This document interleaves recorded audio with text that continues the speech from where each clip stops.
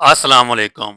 सरकारी मुलाजमीन अपनी ज़िंदगी में ये काम ज़रूर कर लें, अगर नहीं किया तो घर वाले रुल जाएंगे।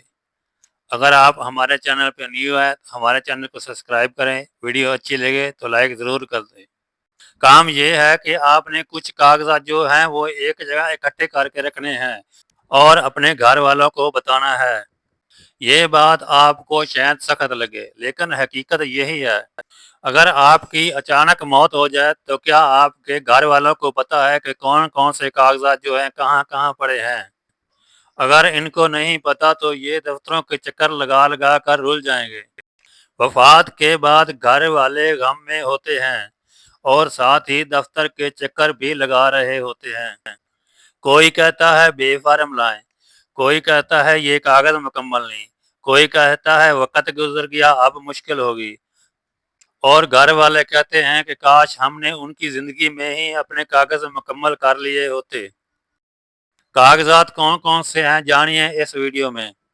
तो आप लोगों ने कुछ कागज़ात जो हैं वो एक जगह इकट्ठे करके रखने हैं और अपने घर वालों को बताना है कि ये कागज़ात जो हैं यहाँ पड़े हैं। पहली चीज़ जो है वो है सर्विस बुक। सर्विस बुक जो आप अपनी मुकम्मल रखें, उस पे जो मोहरें लगती हैं वो लगा कर रखें, स्टैंप वगैरह सिग्नेचर वगैरह करा कर रखें। सर्विस बुक में किसी किस्म की कोई शार्टिंग ना हो। अगर सर्विस बुक में कोई खराबी हुई तो पहले आपके घर वालों को वो ठीक करवानी पड़ेगी। तो उस वक़्त उनको या पैसे लगाने पड़ेंगे या सिफ़ारिशें ढूँढनी पड़ेगी या बहुत वक़्त लगेगा। दूसरा काम, अगर आपके बच्चे छोटे हैं तो उनका जो बे-फ़ार्म है वो अपडेट करा के रखें। यानी बच्चों की तस्वीरें लगती हैं, उनकी उम्र थोड़ी ज़्यादा हो गई है 5-6 साल, तो उनकी तस्वीरें लगती हैं तो बे-फ़ार्म जो है वो आप दोबारा बनवाएँ तस्वीरें वाला। और अपना शनाख्ती कार्ड जो है असल एक जगह पर रखें जहाँ आपने सर्विस बुक रखनी है। अपने बे-फ़ार्म भी वहीं रखें और अपनी सैलरी स्लिप रखें। और एक आदमी का नंबर लिख कर रखें जो महकमे के काम करवाता हो, जिससे आप अपना काम करवाते हैं, स्केल वगैरह लगवाते हैं। अगर आपका किसी से कोई लेन-देन है तो आप अपने घर वालों को ज़रूर बताएँ, क्योंकि ये आपके बच्चों की मेहनत है तो आपके बच्चों तक पहुँचनी चाहिए। जिस पर आपने आज एतमाद किया हुआ है, हो सकता है कि वो कल आपके बच्चों तक ना पहुँचाए।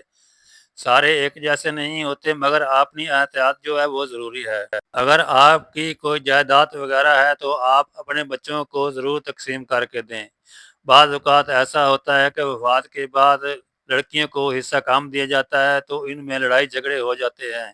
आपने मेहनत की होती है कि हमारे बच्चे आगे अच्छी ज़िंदगी गुज़ारेंगे, लेकिन बाद में कुछ तक़सीम की वजह से लड़ाइयाँ हो जाती हैं। अगर आपको हमारी वीडियो की समझ आई है तो इसको लाइक करें, चैनल को सब्सक्राइब करें। मिलते हैं किसी अगली वीडियो में, तब तक अल्लाह हाफ़िज़। अस्सलामु अलैकुम।